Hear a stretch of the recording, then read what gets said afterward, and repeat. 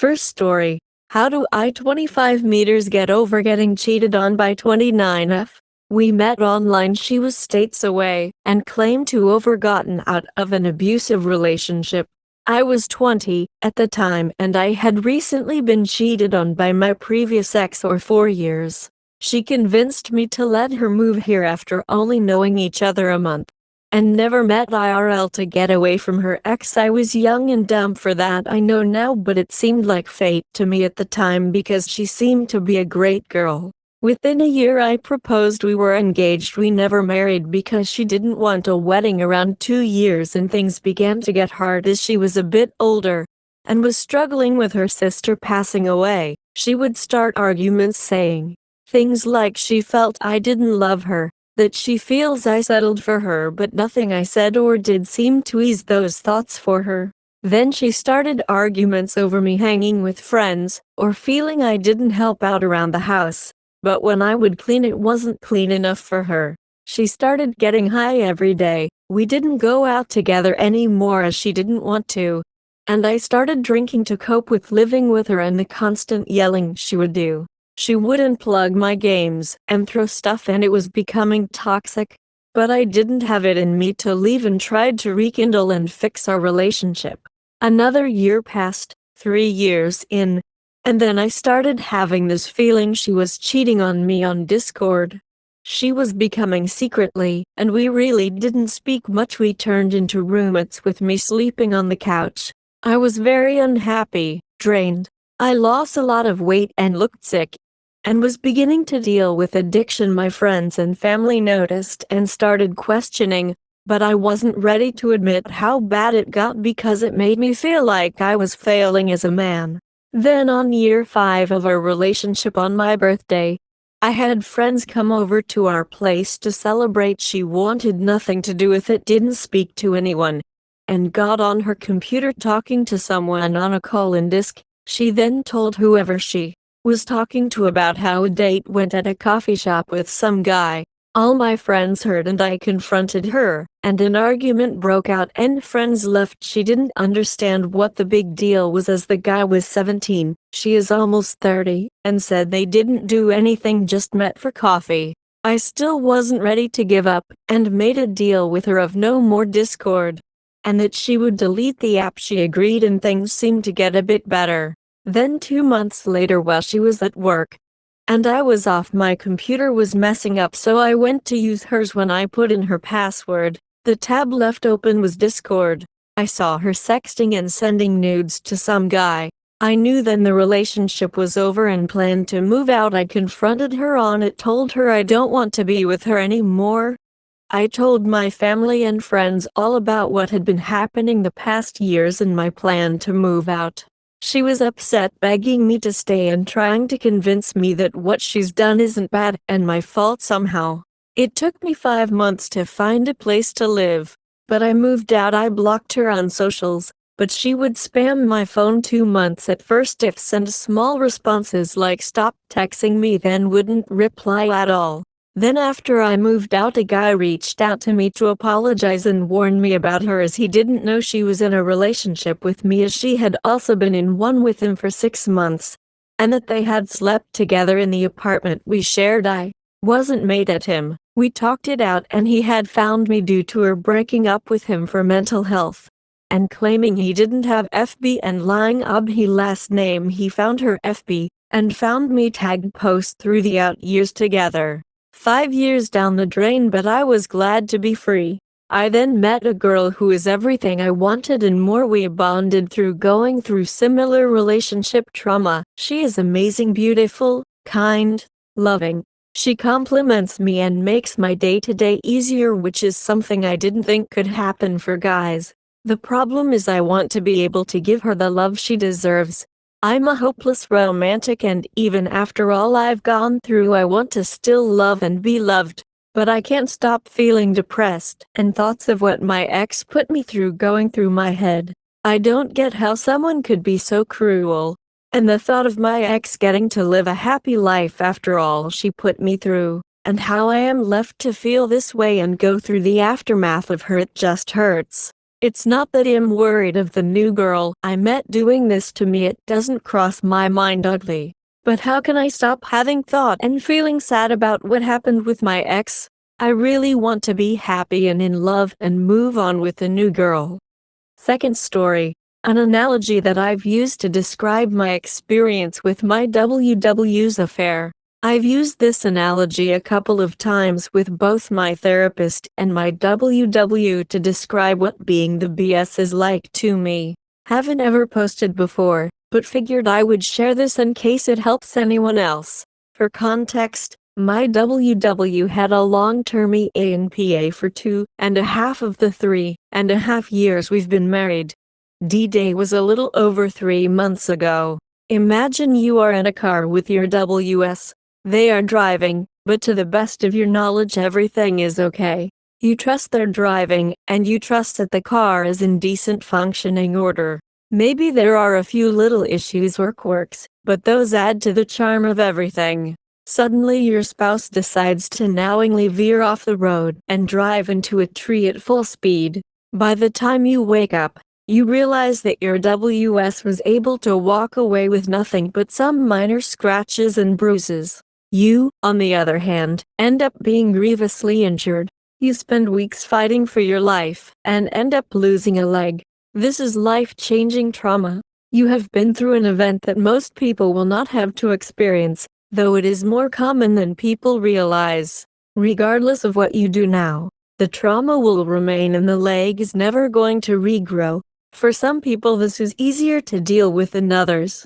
Some people after losing a part of themselves would rather not continue. I would assume most people at least briefly have these thoughts.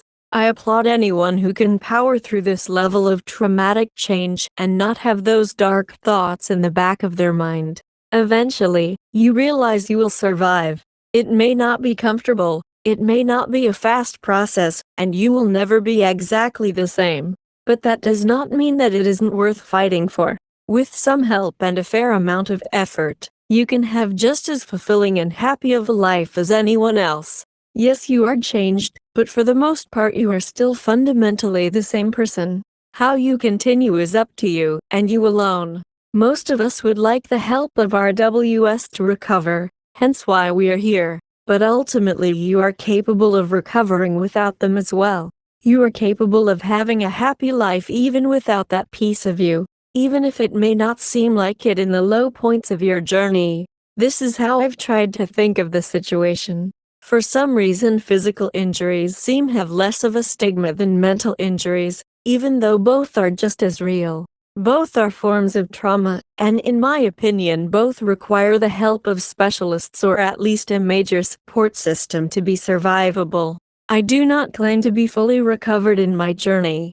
I told my therapist earlier today that after 3 months I feel as though I'm still laying on a bed in the hospital. But with the help of some select friends, my therapist, and the efforts of my WW to try to repair the damage, I feel as though the bleeding has at least stopped and I've stabilized. This is not to say that a truly remorseful WS does not feel pain from the event or actually get off scot-free. My WW herself has been struggling almost as much as I have been, but her injuries are even harder to see than mine. Instead of losing a part of herself in one big traumatic incident, she gave away parts of herself little by little. Now she has to continue on knowing she is the primary cause of my pain. She is the one that made the decision to drive into the tree. She barely recognizes herself at this point, that she gave away herself so slowly that she didn't even realize she was doing it, until after she drove into the tree and had to face what had happened. There was no longer a way to hide from the decision. Anyway, I hope that my rambling can help someone make sense of their situation. Know that even if I haven't done much other than lurk, having a community that genuinely understands my pain has been more helpful than I could ever express. Third story. My wife cheated on me and kicked me out of the house I owned. Happened long time ago. I've moved on now, don't know what happened to her. So, this one time, my wife Kala kicked me out of our house after she cheated on me with some dude from her work. I was devastated. but I couldn't believe she had the audacity to throw me out of my own home. To make matters worse, she had changed the locks and refused to let me in. I was furious and hurt, but I didn't know what to do. I went to stay with my friend for a few days, trying to process everything that had happened. I kept thinking about how I had always put Kala first, and how she had betrayed my trust. I couldn't believe she would do this to me, especially after everything we had been through together. After a few days, I decided I couldn't take it anymore. I went back to the house and knocked on the door. Kala answered, looking surprised to see me. I told her I wanted to talk to her, but she refused to let me in. I stood there for a moment, trying to think of what to do. Then, I remembered something important. I owned the house. I had bought it before I met Kala, and it was in my name only. She had no legal right to kick me out. I told Kala this, and she was furious. She started screaming at me, saying that I was heartless and that she couldn't believe I would do this to her. I tried to reason with her, but she wouldn't listen. In the end, I had no choice but to call the police. They came to the house and told Kala that she had to let me in. She reluctantly opened the door, and I walked back into my own home. Kala was furious. She packed her things and left, and I haven't seen her since. I'm still hurt by what she did, but I'm also glad that I stood up for myself. I realized that I deserve better than to be treated the way she treated me. I've since started seeing a therapist to help me deal with the emotional fallout from Kala's betrayal. I'm also focusing on rebuilding my life and finding happiness again. It's not easy, but I'm determined to move on from this and create a better future for myself. Am I the asshole for kicking her out? Fourth story. Advice needed. I recently discovered that my wife had an affair with a guy in her sports team world. To make matters more complicated, the confession came when she was in the middle of a mental health crisis and was in the hospital. All has been confirmed with the other party and we have been working on moving forward together. My struggle is that she acts like it's all going to go away, wants to be around her friends and go back to her sports team like nothing happened. Important to note, the other guy is not on the team anymore. My suggestion is to shrink our world, slow down with events and activities and focus on each other. Well, much to my dismay, she is still wanting to go on a 4-day solo sports trip in a week and a half while I am left home with the kids. Everyone in my world I have talked to about this is baffled that this is even a question. I've even talked to people on her team I have friendships with and they think it's a horrible idea. The mental health issues add a very confusing layer to this as she needs an outlet to exercise and find relief. But at the same time, she make me feel like I am robbing her of her hobbies and happiness and trying to trap her. Am I the insane one here? All this only came to light 3 weeks ago. I feel like I am not being allowed time to heal and process. Any advice would be greatly appreciated. Thanks. Add a comment. Fifth story. Cheated on and day was horrible. I don't know if there could be a worse story out there. It is 100% true. I'll try to not make it too long. I, the wife 44, husband 45, have been together for 29 years, married for 13 and have 1 child. We met in grade 1, his family moved away, and we re-met through friends at 14 and 15 years old. We dated each other on and off and other people as well for 2 years from then. We then became an official couple at 16 and 17 years old. It was a fairy tale relationship that everyone we knew or met over the years said they wished they could have. We both loved that.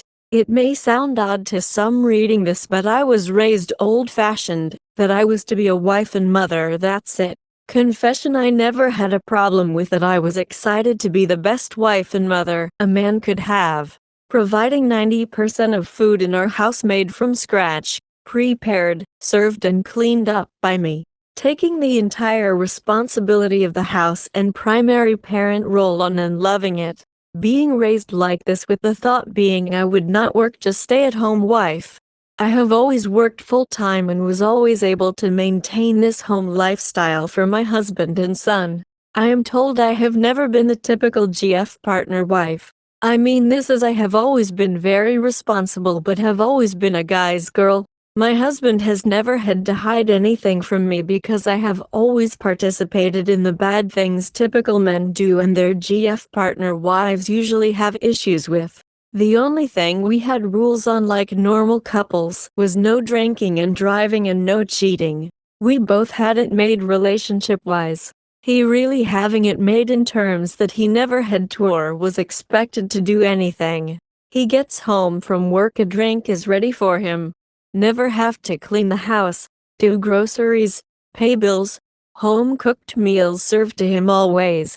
He never had any issue with this. I would drink, smoke, swear, party and be able to keep up or outlast the boys.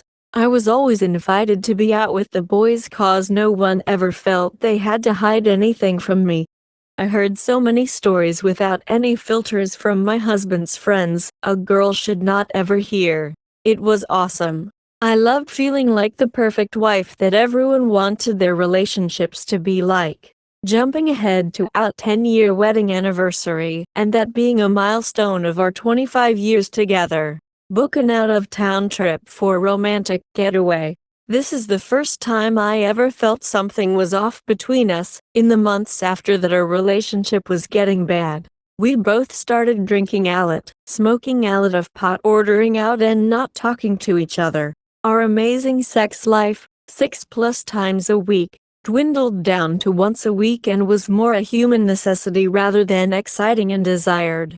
From the first off feeling in August to the end of December, I would voice my concerns about what was happening between us, and that I was not happy, wanting to change things back and fix us, only getting a response of him not being happy either, nothing more. Well, in December he finally breaks down and tells me he wants us to separate. He is not attracted to me anymore, doesn't like coming home to this life anymore. Says he doesn't want to put in time or effort to try and fix us, just wants out. I am heartbroken. I felt the situation would never happen to me. He says there is not reason he wants out, just the way he feels. A day or two later I tell him that's not fair to either of us or our teenage child. We deserve to try.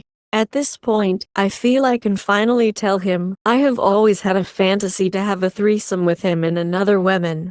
Obviously this goes over well and we start our journey to find our unicorn.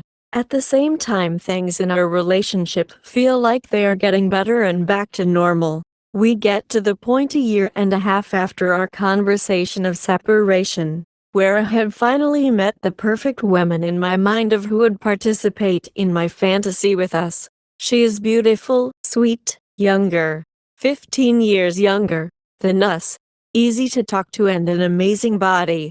Me and her arranged to meet in person, just the girls, to see if in person we click. We meet for drinks and apps and end up chatting for almost 4 hours. Confession: we ended up making out in the restaurant bathroom. Before we part ways that evening, it is arranged that she will come to our house in a week and a half for my husband's birthday present. It was super hot and fulfilling thinking how we finally found the perfect woman. Well, I get home and start to tell my hubby about all that happened and a description of her. As I am talking he is focused on my story, but his face is changing from excited looking to an upset look. It is now that he opens his phone and shows me a photo of a woman and asks, "Is this her?" I say yes, confused as to how he has a pic of her. Turns out she is his mistress. They have been together for 7 months before our original conversation about separation, meaning they have been involved at this point for 2 years and 2 months now. So not only in a 5-minute span do I find out he has been unfaithful, but that she sought me out under a fake identity to get information from me about us and our relationship, and thought she was going to show up as a surprise to him and engage in a threesome with us, and he would just play along and pretend he didn't know her and call her by her fake made-up name. To top it off, I liked this woman so much I physically and willingly engaged with her in a pubic washroom. Something in the 29 years with my hubby we have never done. That's an overview of my life the past 2.5 years, not including all the details, as this is a long read, and some things need to be kept private. Anyhow, just me getting it off my chest.